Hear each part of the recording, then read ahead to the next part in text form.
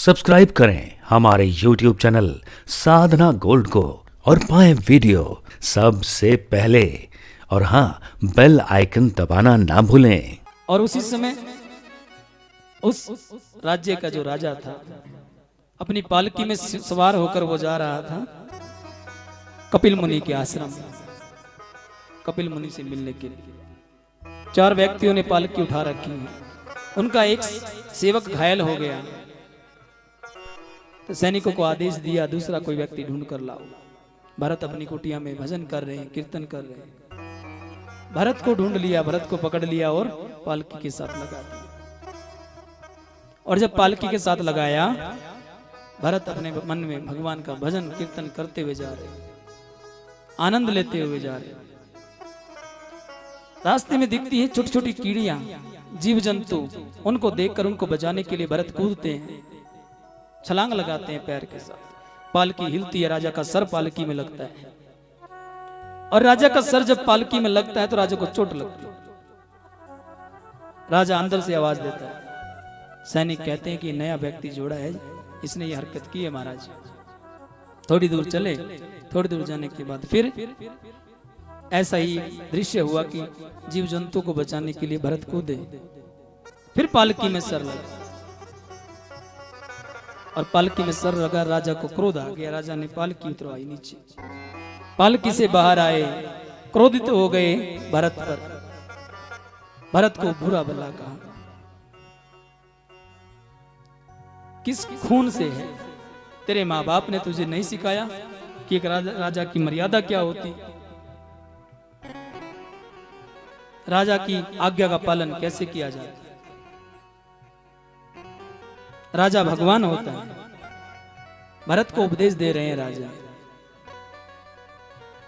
भरत चुपचाप सुन रहे हैं। कई ऐसी बातें राजा बोल देते हैं जो अगर आप जैसा कोई व्यक्ति हो तो चुप जाए, लेकिन भरत चुपचाप उन बातों को सुन रहे हैं, क्योंकि भरत ये जानते थे जो बात राजा बोल रहे हैं वो बातें उसके शरीर पर लग रही हैं, केवल कानों तक आ रही हैं, आत्मा पर नहीं लग रही। आत्मा में तो भगवान का वास है महाराज, श्री हरि का वास है। बोलो हरे कृष्ण, बोल दीजिए हरे कृष्ण। भरत के शरीर पर वो बातें लग रही थी, आत्मा पर नहीं। और लेकिन हमारे यहाँ क्या है, इस कलयुग में क्या हो रहा है महाराज? अगर कोई एक बात कह दे तो कहां लगती है बात? आत्मा पे लगती है। क्यों? कारण क्या है? क्योंकि आपके अंदर अहंकार भरा हुआ है, दया नहीं है, आप दयालु नहीं है, आप कृपालु नहीं है, आप भगवान की भक्ति को नहीं जानते। जो व्यक्ति भक्ति करता है वो दयालु होता है, वो किसी की बात का क्रोध नहीं मानता है।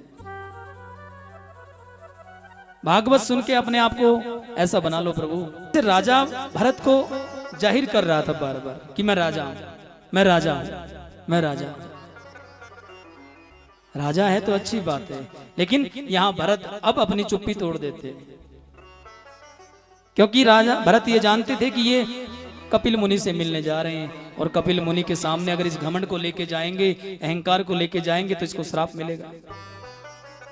तो राजा को कहते हैं भरत कि हे राजन, आप राजा हैं, मुझे भी पता है, लेकिन राजा भगवान होता है ये भी मैं मानता हूं। प्रजा का भगवान राजा होता है, लेकिन भगवान दयालु होता है, भगवान कृपालु होता है।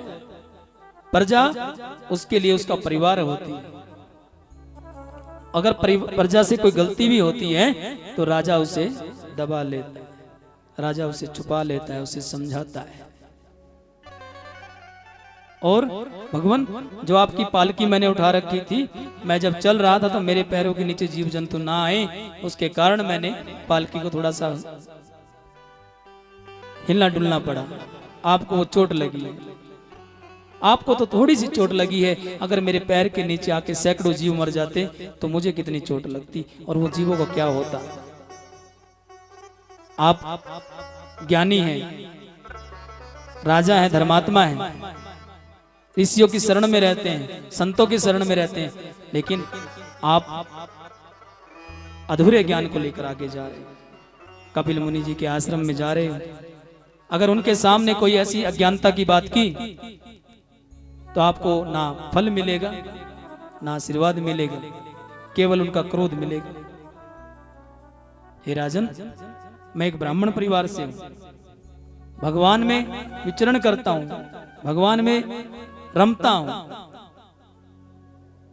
और आप एक राजा हैं और राजा का कर्तव्य बनता है किसी भी प्रजा को ऐसे शब्दों से नहीं उच्चारण करना चाहिए।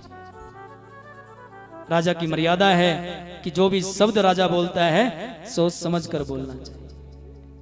और ऐसे ही घर के मुखिया की बात है, ऐसे ही संतों की बात है, ऐसे ही बड़े बड़े लोगों की बात है कि जो जो मुख से एक शब्द निकाल देते हैं, मुख से शब्द निकला हुआ पराया हो जाता है और उन शब्दों को फिर वापस नहीं लिया जाता। जैसे सनत कुमारों ने श्राप दे दिया, वापस नहीं ले पाए, उसी प्रकार मुख से जो भी बात निकले वो सोच समझ कर निकलनी चाहिए। राजन, आपने 1 मिनट में मेरे कुल के बारे में कह दिया, मेरे बारे में कह दिया। आपने जाना नहीं कि मेरा कुल क्या है।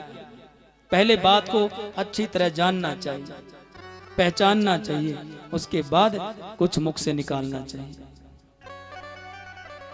हे राजन, आपका कल्याण हो, आपकी यात्रा मंगलमय हो। जाइए और ऋषि संत महंतों के दर्शन कीजिए। यहां भरत जी उपदेश दे रहे हैं राजा को, राजा ज्ञान लेते हैं। भरत महाराज ज्ञान देकर वापस अपनी उसी कुटिया में आ जाते हैं।